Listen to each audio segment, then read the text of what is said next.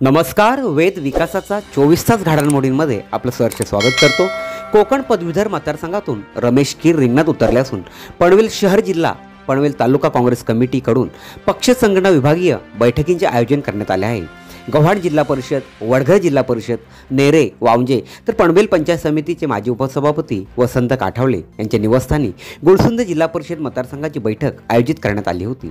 यावेळी निवडणुकीची माहिती, मतदानाची प्रक्रिया कशी असते असे या विषयांवरती मार्गदर्शन करण्यात आले। यावेळी वसंत काठावले, सुदाम पाटील, हेमराज म्हात्रे, निर्मला म्हात्रे, माया आहिरे, श्रुती म्हात्रे, सुधीर मोरे तर गुळसुंद विभागातील जिल्हा परिषद मतदारसंघातील कार्यकर्ते, पदाधिकारी मोठ्या संख्येने यावेळी उपस्थित होते। यावेळी सुदाम पाटील म्हणाले की सर्वप्रथम काँग्रेस पक्षश्रेष्ठींचे आभार का जवळपास 60 म्हणजे 36 वर्षानंतर कोकण पदवीधर मतदारसंघात काँग्रेसला उमेदवारी मिळाली।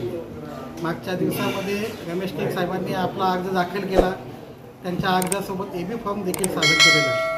आपण विचारलात का डावखरे म्हणजे आता जसं विविध डावखरे आता करावं लागेल। मग या 12 वर्षामध्ये इथल्या शिक्षक असतील किंवा जे पदवीधर मतदार असतील यांनी कुठेही त्यांना आपल्या प्रश्नासाठी भांडताना बघितलेलं नाही।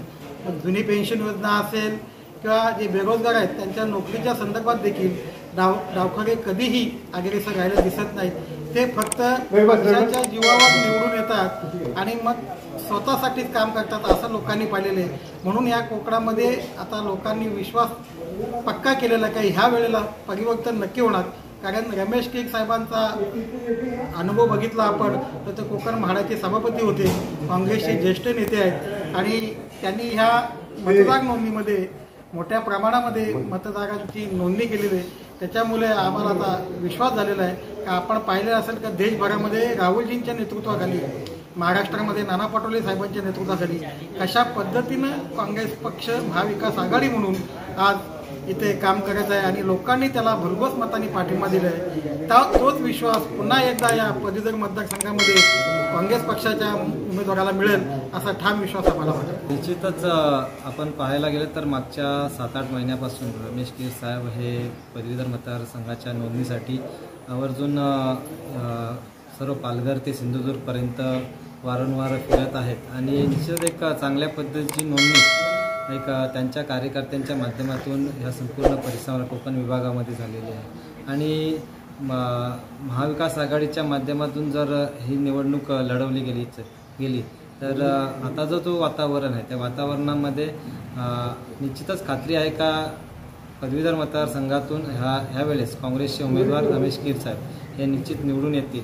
कारण देशापातळीवर पाहायला गेलं किंवा राज्य पातळीवर पाहायला गेलं तर काँग्रेसचं खूप चांगलं काम यावेळेस झालेलं आहे आणि काँग्रेस चांगल्या पद्धतीने निवडणुका लढवत आहे आणि यशसुद्धा चांगल्या पद्धतीने संपादित केलेलं आहे। तर आता लोकांमध्ये उत्स्फूर्त प्रतिसाद आहे का काँग्रेसच ह्या देशाची गरज आहे आणि काँग्रेसला यावेळेस निवडून दिलं पाहिजे असे लोकांच्या मध्ये भावना आहे। त्यामुळे निश्चितच रमेश कीर साहेब हे चांगल्या मताधिक्याने निवडून येतील। उमेदवार मीच आहे आणि आम्ही आमच्या न्याय हक्कासाठी लढत आहोत ही भावना ठेवून आपण निवडणुकांना सामोरं गेलं पाहिजे। आपण सर्वच मंडळी या ठिकाणी उपस्थित असलेले संघर्ष करणारी मंडळी आहात। आपल्या सर्वांना माहिती आहे की आपल्या समोर काय संघर्ष आहे आणि संघर्ष करत असताना आपण ज्या ठिकाणी वाट बघतो हा आमदार येणार का, तो आमदार येणार का आणि आपल्याला त्या ठिकाणून फक्त लांबून अशा पद्धतीची भूमिका मिळते। आणि मला या ठिकाणी आवर्जून सांगावं असं वाटतं की आपण लोकांनी आपल्या मतदानाच्या हक्कातून त्या लोकांना त्या ठिकाणी आपला देखील हात दाखवण्याची आता संधी आलेली आहे। या ठिकाणी आवर्जून कुंभार साहेबांनी मतदान कशा पद्धतीत केलं पाहिजे, कशा पद्धतीचं स्वरूप आहे हे या ठिकाणी सांगितलं। 2 दिवसानंतर आपल्याकडे परिचय पत्रक येईल, त्यानंतर व्हॉट्सअपवर कशा पद्धतीचं मतदान होणार हे देखील कळण्यात येईल। परंतु आपल्या सर्वांवर जी जबाबदारी आहे ती महत्त्वपूर्ण अशी की आपल्याला पक्षाकडनं हेमराज म्हात्रे सर्व युवकांकडे याद्या पुरवतील, त्या याद्यांपैकी विभागातील नवनवीन बातम्या पाहण्यासाठी आमच्या वेद विकासाचा या चॅनलला सबस्क्राईब करायला विसरू नका। धन्यवाद।